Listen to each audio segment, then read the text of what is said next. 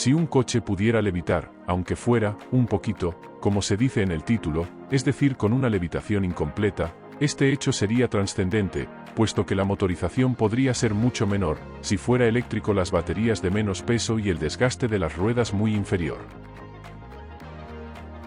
Aquí tenemos un coche de tamaño medio. Hay 5 fuerzas que tratan de impedir el avance. La resistencia a la rodadura. La resistencia que opone el aire, la resistencia que ofrece el rozamiento mecánico, la resistencia por inercia y la resistencia que ofrecen las pendientes. De esas 5 fuerzas, 3 de ellas, las resaltadas, dependen del peso del vehículo. Esta primera es la resistencia a la rodadura. Esta la resistencia a la inercia. Y aquí la resistencia a la subida a las pendientes. Pero, ¿qué pasaría si mediante algún artilugio que no se describe aquí, se consiguiera situar en los bajos del coche una presión hacia arriba cuya resultante fuera muy similar al peso del coche, digamos un 70% del mismo? Pues el resultado como consecuencia de esto sería que las fuerzas resistentes al avance disminuirían enormemente y con ello la energía consumida sería mucho menor. Si el coche fuera térmico de combustibles fósiles, su emisión de CO2 y de calor a la atmósfera serían mucho menores, que es lo que se persigue con este asunto, y si fuera eléctrico su batería de litio sería de menor peso y el coche más barato. La pregunta que sigue es, ¿cómo puede ser ese artilugio que proporciona una presión hacia arriba en los bajos del coche para equilibrar al peso y conseguir así estos beneficios en el rendimiento? Por el aspecto que ofrecen estas imágenes se diría que estamos hablando de un aerodeslizador un tanto especial, pero, ¿cómo es ese aerodeslizador? Eso es lo que vamos a ver en el siguiente capítulo, que nos informa, brevemente, en qué consiste un aerodeslizador y cómo es el aerodeslizador especial que hace levitar al coche. ARLI es una contracción de aerodeslizador, que emplearemos en lo sucesivo por la sencillez de dicción. Pero, ¿cómo es el ARLI? ¿Por qué flota en el aire, y cómo se desliza sobre el suelo y sobre el agua?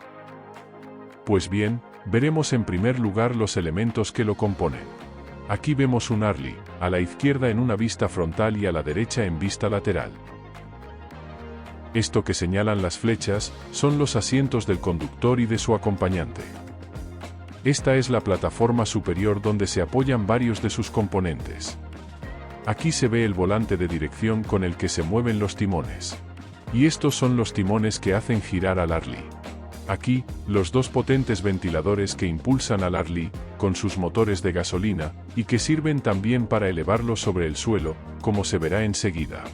Esta es la segunda plataforma que distribuye el aire de sustentación en la flotación. Y esta la plataforma de lanzamiento de salida del aire hacia la periferia.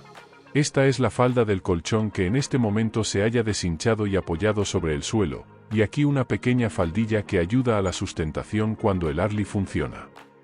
Pero, veamos qué ocurre cuando se ponen en marcha los ventiladores mientras está cerrada la compuerta de salida hacia atrás y se envía el aire hacia abajo a la plataforma de distribución. El aire pasa a los orificios distribuidores, y de allí a la plataforma de salida del aire hacia la periferia, penetrando en el colchón y produciéndose allí la presión suficiente para elevarlo sobre el suelo. La razón por la que esto ocurre es, que la mecánica de fluidos nos dice que en el interior de un fluido todos los puntos mantienen la misma energía, que se manifiesta como una velocidad, como una presión, o como una actuación de ambas. En el caso del ARLI, el aire circula a gran velocidad cerca de la superficie de los faldones saliendo por debajo de ellos hacia afuera, pero en el interior del colchón, el aire permanece prácticamente quieto, y por eso allá la presión se hace mayor, y se hace incluso algo mayor que la atmosférica, y por ello empuja hacia arriba al ARLI y lo hace flotar.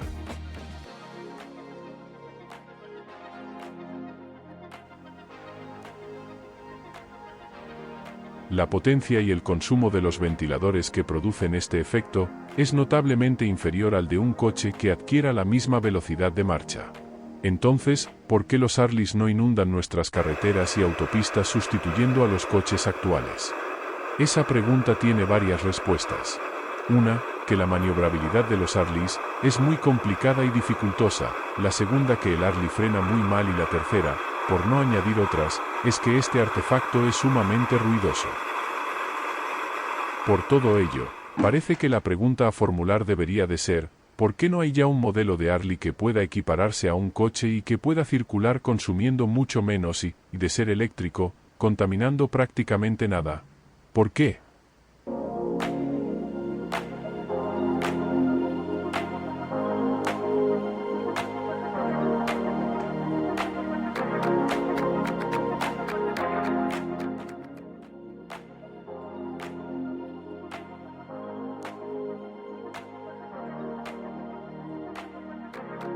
El Harley con su colchón confinado por una cortina de aire.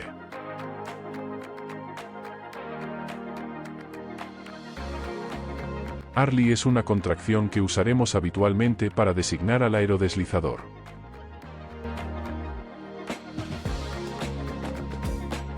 Aquí se ven dos tipos de Harleys, uno es el actual, el que se emplea usualmente. El otro es el que se propone distinto. El actual tiene un colchón de múltiples lóbulos, el nuevo es liso.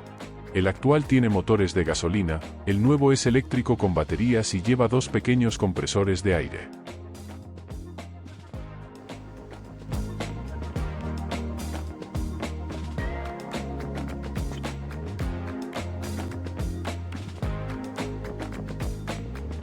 Pero lo que más los distingue es su parte inferior. El actual tiene un fondo liso con los orificios de salida del aire hacia el colchón. El nuevo presenta una especie de ventiladores y además se ven cuatro ruedas como los coches. Pronto se explicará por qué. Aquí tenemos al Harley nuevo modificado, que iniciamos con una idea preliminar para que se entienda en qué consiste la novedad. Veamos sus componentes.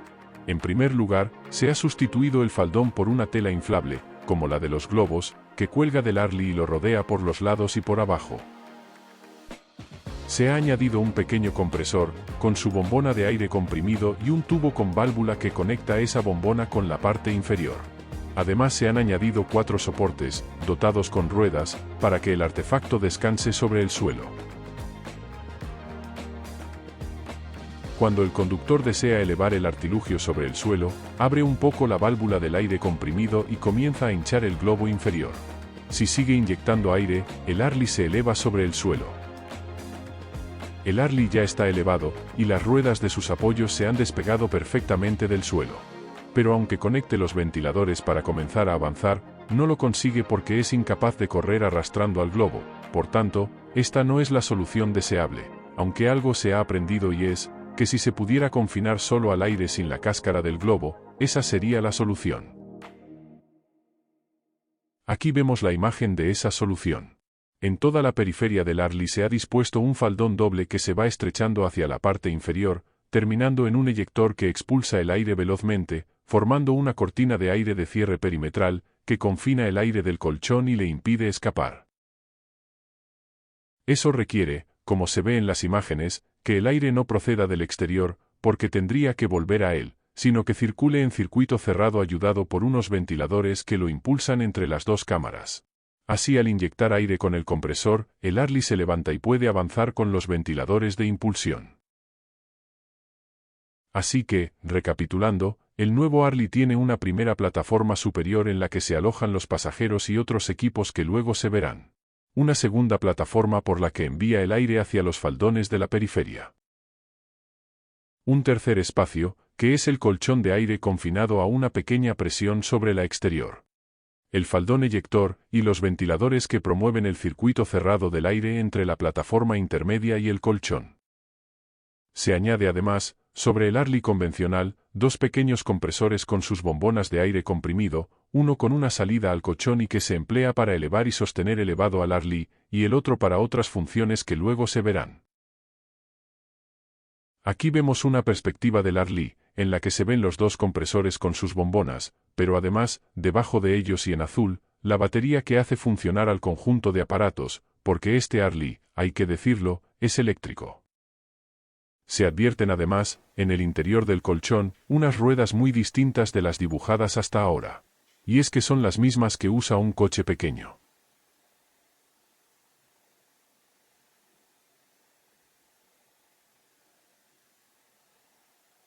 Pueden verse también, en el interior del colchón, en verde, los aspiradores ventiladores que extraen el aire del colchón, lo envían a la cámara superior de distribución, desde donde va a la falda perimetral y los eyectores. Estos ventiladores son los que producen el circuito cerrado del aire. Y aquí una vista de los tres espacios que conforman este ARLI, a la izquierda visto desde arriba y a la derecha desde debajo del aparato, y ahí pueden verse las ruedas, de las que hablaremos a continuación.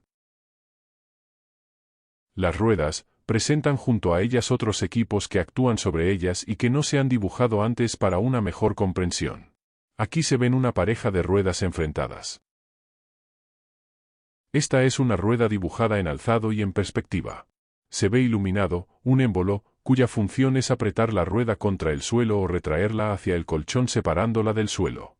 Esta es una muy importante función, porque permite al ARLI, en caso de necesidad, hacer totalmente eficaz la frenada del vehículo, y en su caso, hacer los giros tan eficaces como en cualquier coche. Este efecto se consigue con un mecanismo de biela-manivela, que sube o baja la rueda a voluntad. Otro elemento importante es un motor eléctrico adosado a la rueda con dos funciones: una, hacerla girar cuando el ARLI desliza, con la misma velocidad que tendría si fuera la rueda la que provocara el avance. La otra, con el ARLI apoyado en el suelo sin deslizar, servir como motor de desplazamiento como el de un coche eléctrico, disponiendo además de frenos y dirección eléctrica. En cuanto a los eyectores, pueden hacerse retráctiles, bien con una recogida con biela-manivela, como se ve en la figura, o elevándolos hacia la cámara de distribución de aire, como indica el croquis del dibujo.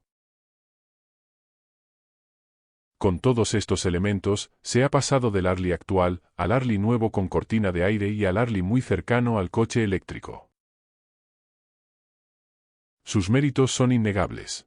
Cuando funciona como ARLI, tiene una potencia instalada de no más de 2 kilovatios, es decir, unas 20 veces menos que un coche normal para la misma velocidad de marcha, y por ello sus baterías pueden ser de tan solo 7,5 kWh, y sus emisiones de calor o de CO2 a la atmósfera son insignificantes.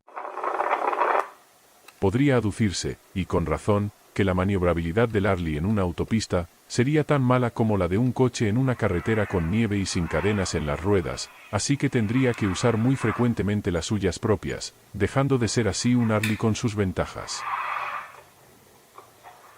Quizá esa maniobrabilidad no fuera tan mala como se ha dicho, pero ciertamente, siendo un ARLI, tampoco es la de un coche. Por ello, quizá haya llegado el momento en que los dueños de las autopistas colaboren en este caso para ayudar a salvar el calentamiento global. Y pueden hacerlo a un precio muy razonable, como se verá. Esa raya azul que se ve en pantalla quiere representar, malamente, a un fleje longitudinal de hierro que estuviera adherido al pavimento. Ese fleje servirá para guiar al ARLI gracias a su condición ferromagnética. El cómo funcionará ese sistema se dirá en otra ocasión, solo diremos aquí que podrá cambiar de dirección y frenar siendo aún un ARLI. Repitamos las ventajas de este ARLI que quería ser coche y parece haberlo conseguido. Esas ventajas son, que admite, gracias a su forma de sustentación distinta, una carga útil bastante mayor que los hovercraft actuales, que con ello puede ser un ARLI eléctrico y que por tanto no calienta ni ensucia el medio ambiente con CO2. Pero veamos ahora una variante de ese ARLI coche que puede ser aún más interesante. Aquí se ve un coche grande convencional, al que se ha añadido todos los elementos ya vistos, un faldón retráctil para cortina de aire y unos ventiladores para la impulsión.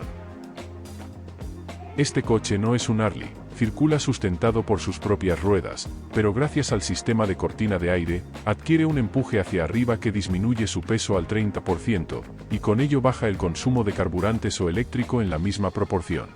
Esto sí puede ser un logro importante. Si además es un coche eléctrico sin baterías, como se explica en la página web que se escribe en la pantalla, entonces el nivel de CO2 enviado a la atmósfera es prácticamente nulo.